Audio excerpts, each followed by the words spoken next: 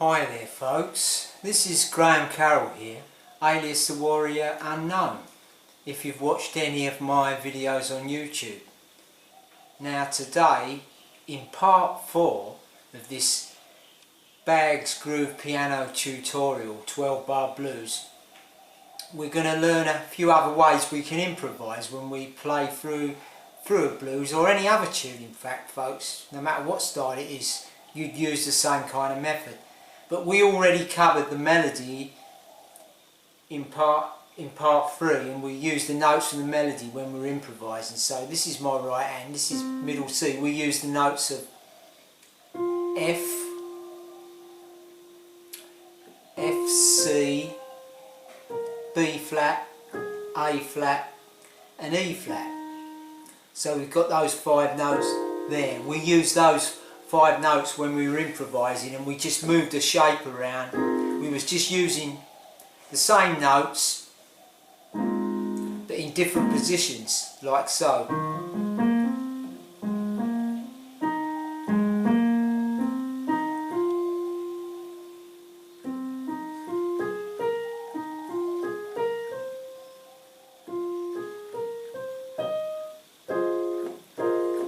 Like so. But in this one we're gonna use the notes from the chord, and we've got most of the notes from the chord, those 3 chords, F7, B flat 7 and C7. Now in C7 the only notes we didn't have in the melody was G and D. In B flat 7 the only note we didn't have was D, there folks. And in F7, the only note we didn't have in the melody was A. So we're going to have those extra notes included when we improvise, or when I improvise and give you a demonstration, folks. And also, what I'd like to say is that I'm gonna use the chromatic scale. You can use the chromatic scale starting almost anywhere on any note.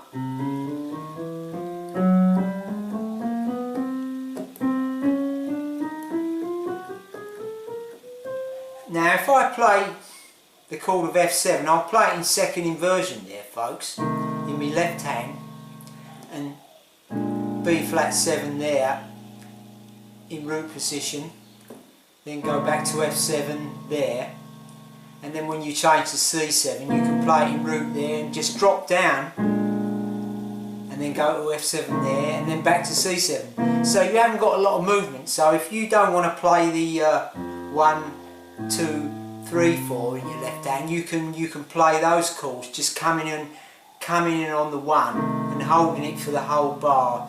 So if it's 2 bars of F7, you'll do that twice or once or whatever, like so. Sustain it for that bar, for that part, folks, and come in on the 1.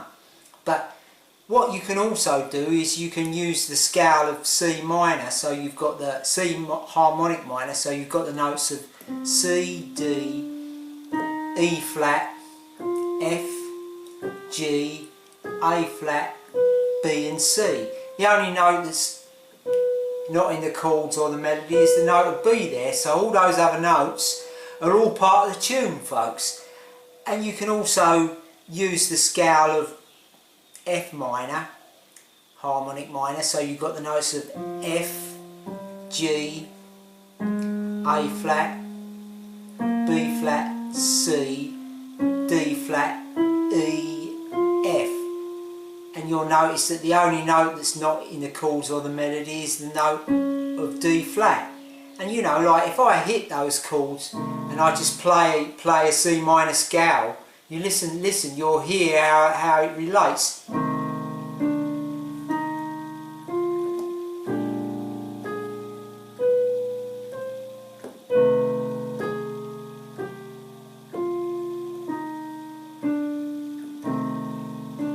Now if I play an F minor scale, so I play down here, I go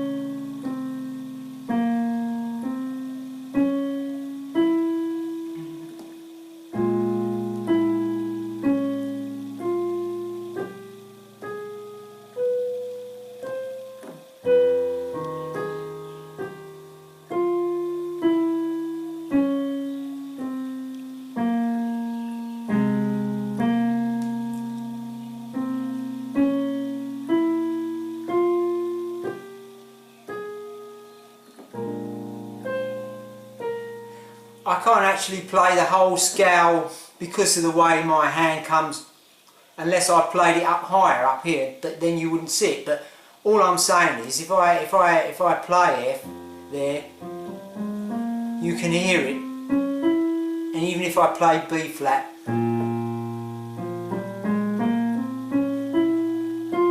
you can hear how it relates to the harmony. And even when I'm playing C here, if I play a C there, just a note of C,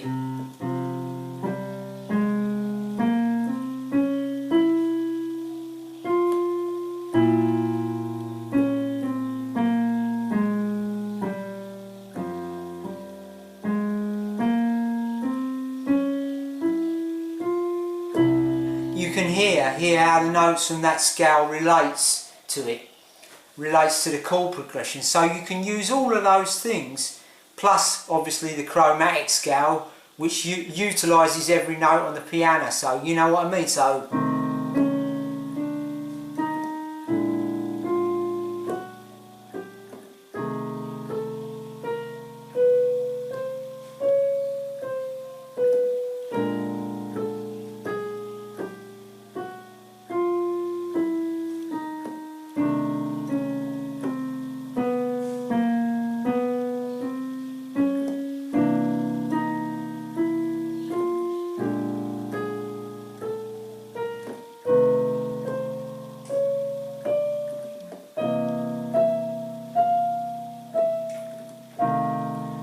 so long as you end up on a landmark, so like a landmark meaning a destination point, which could be either one of the notes from the chord if you were on a C7, G, or it could be a note of the melody, like that, so that it brings you back into the tune. You can use the chromatic, you do little chromatic fill-ins when you build your melodic lines. So I'm going to play through that and see, and use all these different things and give you an example. I don't know what's going to happen. What comes out, folks. So let's go for it.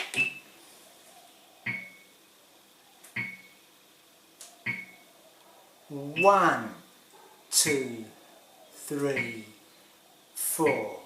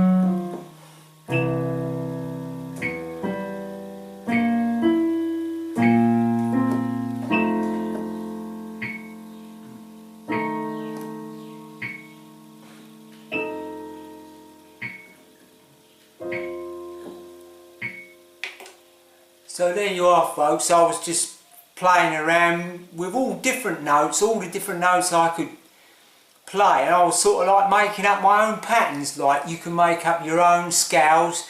You don't really have to stick to an intellectual definition of what you should or you shouldn't play. Like, you've got some people, you say, oh, you've got to play this Mixolydian scale or this scale or that scale, but you can take parts of all those different scales: C minor, F harmonic minor, the chromatic scale, the notes from the chords and the notes and the melody, and mix them up. But what you'll find when you analyse it, you'll find that apart from a few chromatic notes in here and there, where you get the D flat in the F minor and the B in the C minor, and you've got all the other notes, you can basically use any note you want when you improvise, so long as you come back to a note what's related to the song or the melody. So I might do a chromatic run and then come back to G when I hit the C7 chord, or you know, I might be doing something else, like doing part of F minor, part of the melody, you know, part chromatic.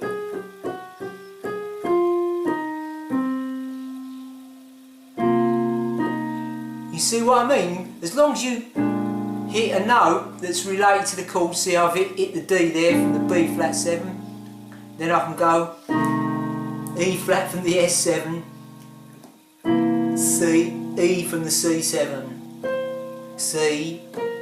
You see how it rings out when you hit it? That's the kind of thing you want to have. You want to have that destination. Make sure you come back to a note. So they call that a resolution. You resolve it. When you've gone out a bit with a chromatic scale, you bring it back. And that's how you build skill when you improvise, when you put all these different notes in. As long as you come back and stab a few notes from the melody or the chords, you can build melodic lines, folks. But I hope that's given you lots of different insights about how you can improvise on a 12-bar blues, or in fact any kind of tune. A jazz standard, a pop song, a funk song, you name it, folks. Anyway, this is Graham Carroll saying, if you've got any comments, questions or requests, leave them below the video. I'll do my best to answer. And this is Graham Carroll bidding you have a nice day. And over and out, folks.